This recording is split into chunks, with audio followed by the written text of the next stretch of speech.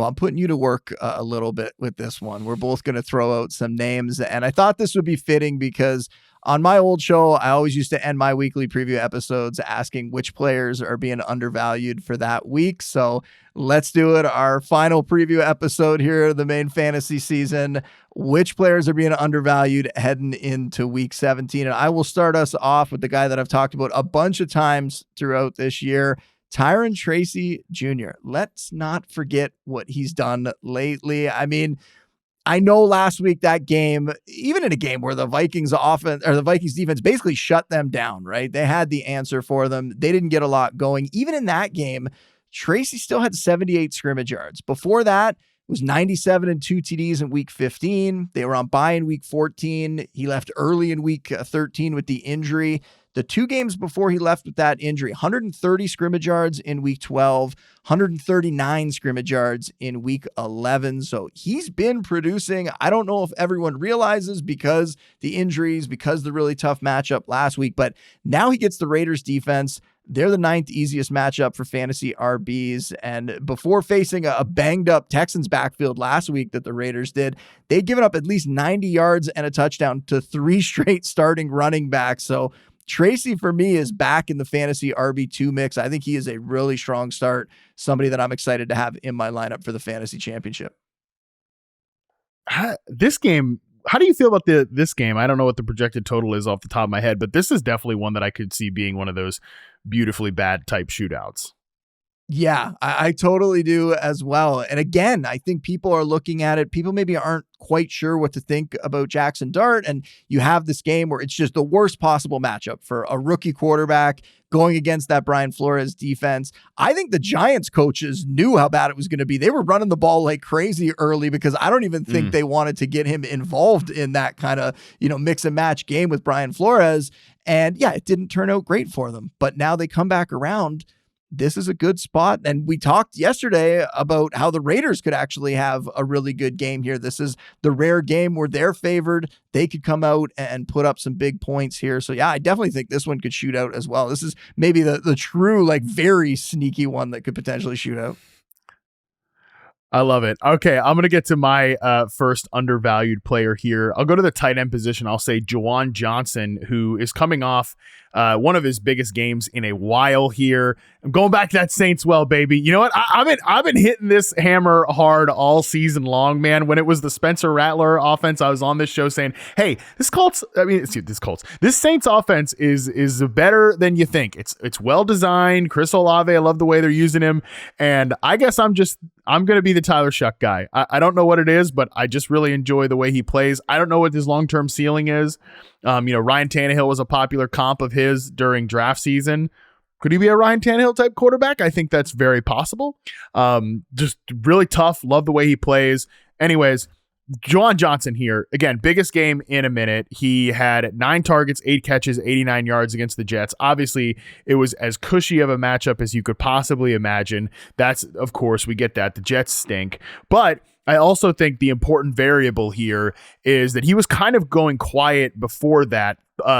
4 straight games of under 50 yards receiving, 6 targets, 6 catches, 5 catches, 4 catches, 4 catches in those 4 straight games. But those directly overlapped with when they started getting Devon Vele involved in the mix here, because obviously Brandon Cooks was released, so they started playing Vele, and I think Vele was playing some pretty good football too. And obviously Vele's a wide receiver, but he kind of plays that power slot position a little bit in Kellen Moore's offense. So I think that they were essentially operating in the same areas of the field. You see this sometimes where certain teams, especially if they don't have like an elite quarterback, they can't get the power slot receiver and the tight end firing at the same time here. I think now with Vele out of the mix, Juwan Johnson becomes a very interesting tight end play here this week. Maybe you have to be kind of desperate to get all the way down there to Juwan Johnson. But, if for whatever reason, it just, the waiver wire is what it is. You don't have one of those good options. I do think that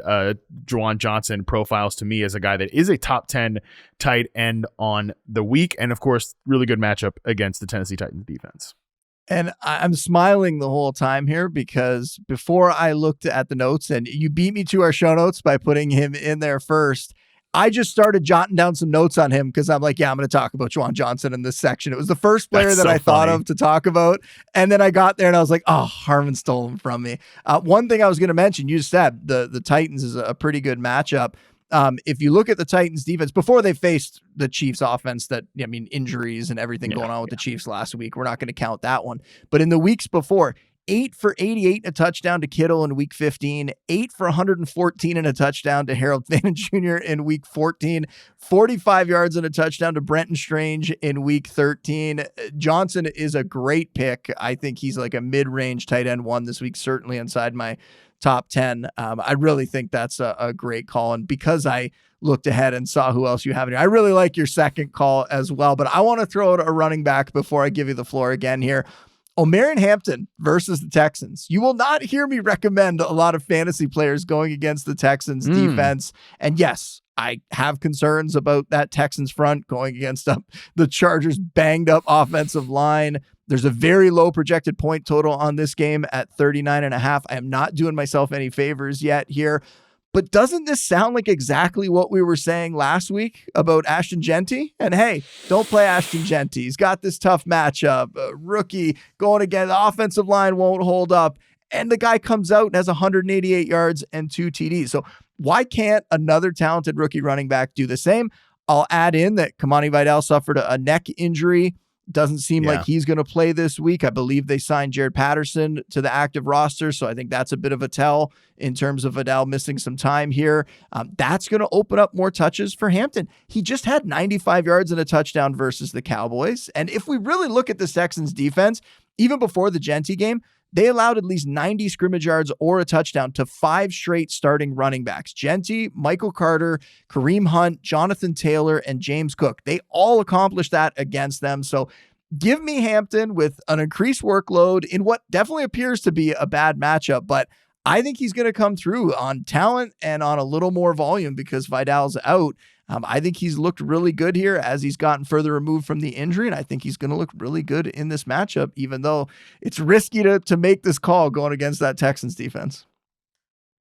Well, they've been targeted by the running back position 80 times this season as the Houston Texans. And you see this sometimes, like the Seahawks are this way. They give up a bunch of catches to the running back because they're just getting the ball out against that pass rush. It happens here. And I do think like the loss of Kamani Vidal is a big deal here. Vidal was mostly taking like passing down snaps.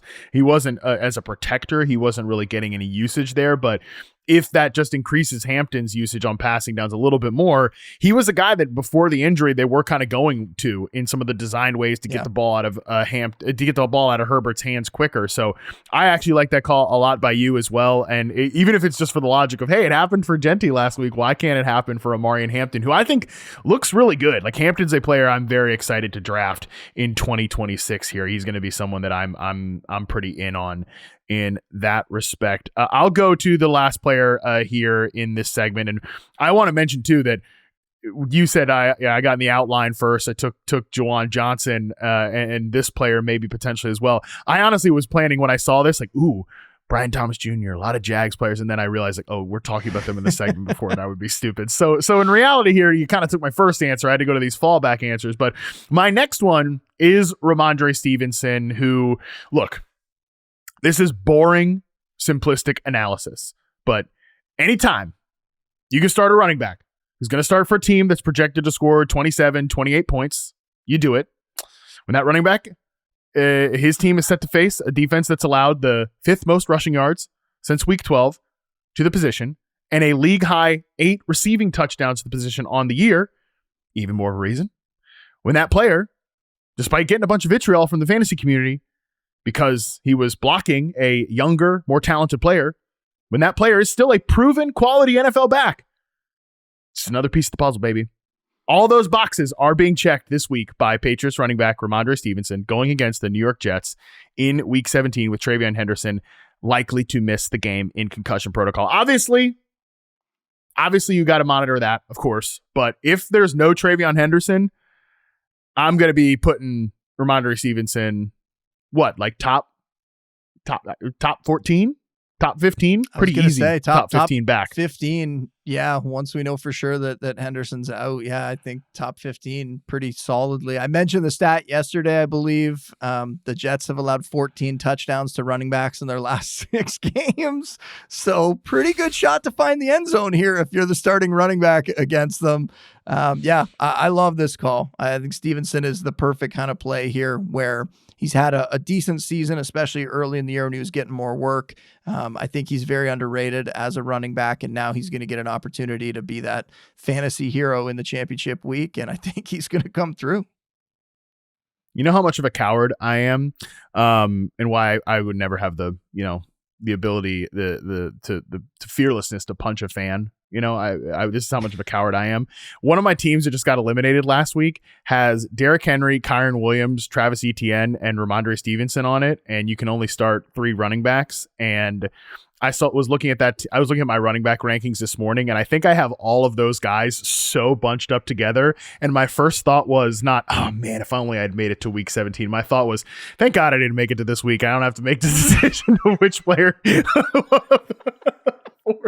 to bench because I knew I would get it wrong. That's how much of a coward I am. So that's some reflection here by me. Oh man, how pathetic. Incredible.